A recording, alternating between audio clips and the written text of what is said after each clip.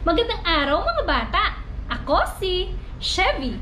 Welcome sa panibagong video sa segment na #ForMaChevyKnows. Ngayong araw, ang bidang vitamin ay Fern C. Ating sasagutin ang mga katanungang: una, ano ang Fern C? Pangalawa, ano ang benepisyo ng Fern C sa ating katawan? Pangatlo, paano ang tamang pag-inom ng Fern C? At pang-apat, pwede bang uminom ng Fern C ang mga taong may high blood pressure? Kung ikaw ay interesadong malaman ang kasagutan sa mga tanong na ito, pakihambalos ang subscribe button at pakiting ang notification bell para lagi kang updated sa aking mga bagong uploads. Handa ka na ba? Let's do this!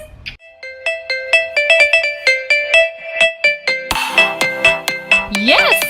It's me! Simply Chevy! Unang tanong, ano ang Fern C? Ang Fern C ay isang vitamin C supplement. Ito ay naglalaman ng 568.18 mg na sodium ascorbate. Ang sodium ascorbate ay isang uri ng vitamin C. Kung ang purest at acidic form ng vitamin C ay ascorbic acid, ang sodium ascorbate naman ay isang basic or alkaline form ng vitamin C. Ito ay dahil nagtataglay ito ng sodium. Dahil ang ascorbic acid ay may side effect na gastric irritation o pangangasim ng sikmura, nag-produce ng bagong formulation para maiwasan ang side effect na ito. Lalong-lalo na sa mga pasyenteng may hyperacidity na nangangailangang mag-vitamin C supplementation. Meaning, ang goal ng pag-produce ng sodium ascorbate formulation na vitamin C ay para ma-alleviate lamang ang side effect, especially sa mga pasyenteng may hyperacidity. Sa makatwid, hindi mas lamang ang health benefits ng sodium ascorbate kisa sa ascorbic acid. Kaya, kung ikaw ay nangangailangan ng vitamin C supplement at hindi ka naman acidic, mas makakatipid ka kung ascorbic acid na vitamin C ang iyong bibilhin. Ngunit, kung ikaw naman ay may hyperacidity at nangangailangang mag-vitamin C supplement, mas mainam na sodium ascorbate ang bibilhin para maiwasan ang pangangasim ng sikmura. Ngayong alam na natin na vitamin C ang laman ng Fern C, ano nga ba ang vitamin C? Ang vitamin C ay isang water-soluble vitamin. Kapag ang vitamins ay isang water-soluble, hindi ito naiimbak sa katawan. Kung ano lang ang kayang maabsorb ng katawan, yun lang ang magagamit. Ang sobra ay ilalabas sa pamamagitan ng pawis at ihi. Dahil ang vitamin C ay hindi naiimbak sa loob ng katawan at ang sobra namang nainom ay inilalabas lang natin sa ihi at pawis, kailangan itong isupply araw-araw. Ang vitamin C ay isa ding essential vitamin. Kapag ang vitamin ay essential, hindi ito napuproduce ng ating katawan. Kaya kailangan itong isupplement sa pamamagitan ng multivitamin supplement o maaaring sa pamamagitan ng pagkain. Ito ang mga pagkaing may mataas na content ng vitamin C. Mga prutas tulad ng strawberry, papaya, oranges, bayabas, at iba pa. Present din ang vitamin C sa egg yolk, beef liver, gatas, cheese, butter, at mga isda tulad ng mackerel. Kapag nakakain mo sa sapat na amount ang mga pagkaing may mataas na content ng vitamin C, ay hindi mo na kailangang uminom ng vitamin C supplement. Ngunit kapag hindi mo ito nakakain sa sapat na amount at nakakaranas ka ng vitamin C deficiency o ang tinatawag na scurvy, pwede kang mag-supplement ng vitamin C gaya ng Fern C. Ito ang mga signs and symptoms ng pagkakaroon ng vitamin C deficiency. Pangalawang tanong, ano ang mga benepisyo ng vitamin C sa ating katawan? Ang ilan sa mga health benefits ng vitamin C ay: ang vitamin C ay isang antioxidant. Ang antioxidant ay tulong para mapalakas ang ating immune system upang maiwasan natin ang sakit tulad ng trangkaso, ubo at sipon. Kung paano ito nangyayari? Ito ang epekto ng antioxidant sa ating katawan.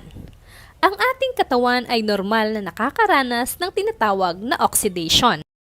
Oxidation ang tawag sa pagkawala o pagtransfer ng electron mula sa isang cell kasabay ng pag-gain o pagkuha nito ng oxygen. Hindi ito masamang proseso kung ang ating katawan ay nakagagawa lamang ng sapat na antioxidant para stabilize ang cell na nawalan ng electron. Ang ating katawan ay normal na gumagawa ng mga powerful antioxidant tulad ng alpha-lipoic acid at glutathione. Ngunit, dahil sa exposure natin sa mga phytochemicals tulad ng alcohol, tobacco smoke, air pollutants, fried foods, pesticide, idagdag mo pa ang radiation, UV lights, bisyo at sedentary lifestyle, mas marami ang napuproduce ng ating katawan na free radicals kisa sa antioxidant. Ito ay tinatawag na oxidative stress. Dahil ang ating katawan ay may goal na magkaroon ng stable equilibrium o tinatawag na homeostasis, magsastrive ang nawalan na cell na maging stable. Kaya, ang mangyayari ay mag-aagawan sila ng electron na magre-resulta sa cell damage, skin aging, pagkakaroon ng mga sakit tulad ng high blood pressure, diabetes, Parkinson's, Alzheimer's disease, heart disease, at cancer. O mas malalang epekto ay cell death o tinatawag na apoptosis. Ang ginagawa ng antioxidant ay nagdodonate siya ng electron sa free radicals para maging stable ito. Ang antioxidant ay may superpower na mag-donate ng electron nang hindi siya nagiging unstable. Kaya, para maiwasan ang masamang epekto ng free radicals, kailangan nating mag-supplement ng mga antioxidant vitamins tulad ng vitamin E at vitamin C. Bukod sa pagiging antioxidant at magandang effect sa immune system ng vitamin C, tulong din ito sa pag-improve ng collagen absorption at iron absorption. Kaya, ang vitamin C ay nagmi-maintain ng healthy skin, healthy cartilage, buto at ngipin. Ikatlong tanong, paano ang tamang pag-inom ng Fern C? Ang recommended dietary allowance ay ang amount ng vitamin na kailangan ng ating katawan sa araw-araw. Ang RDA o ang recommended dietary allowance ng vitamin C ay 75 mg sa adult na babae at 90 mg naman sa adult na lalaki. Ang vitamin C content ng Fern C ay 568.18 mg. Ngunit, hindi lahat ng content ng Fern C ay naa-absorb ng ating katawan. Ang percent ng gamot na naa-absorb ng ating katawan ay tinatawag na bioavailability. Ang bioavailability ng vitamin C ay 70% hanggang 90%. Kaya, sa 568.18 mg na laman ng Fern C, 397.73 mg hanggang 511.36 mg ang naa-absorb ng ating katawan. Pasok sa recommended dietary allowance ng adult na babae at lalaki. Ito ang dahilan bakit hindi na kailangang mag-double dose ng Fern C o ano pa mang vitamin C supplement dahil ang isang kapsul ay sapat na sa iyong kailangan araw-araw.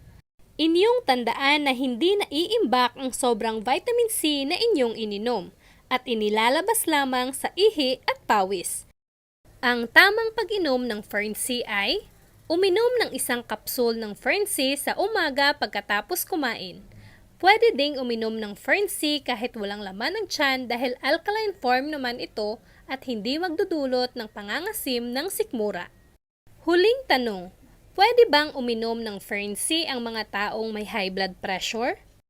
Ang Fern C o ano pa mang brands na may lamang sodium ascorbate ay bawal sa mga taong may high blood pressure, diabetes at kidney disease dahil ito sa sodium content ng sodium ascorbate. Ang sodium na laman ng sodium ascorbate ay maaaring magpataas pa ng sodium levels ng mga pasyente na maaaring magpalala sa kanilang sakit. Ito ang mga brands ng sodium ascorbate na available sa market na maaaring isubstitute sa Fern C dahil ito ay may mas mababang presyo upang ikay makatipid. Kaching! Kaching! Ako si Chevy na nag-iiwan ng paalala. Para buhay ay humaba, kumain ng masustansya at matulog ng maaga. And I love you! Sana'y kayo'y may natutunan sa ibinahagi kong kaunting kaalaman, mga bata. Hanggang sa susunod nating pagkikita. Paalam!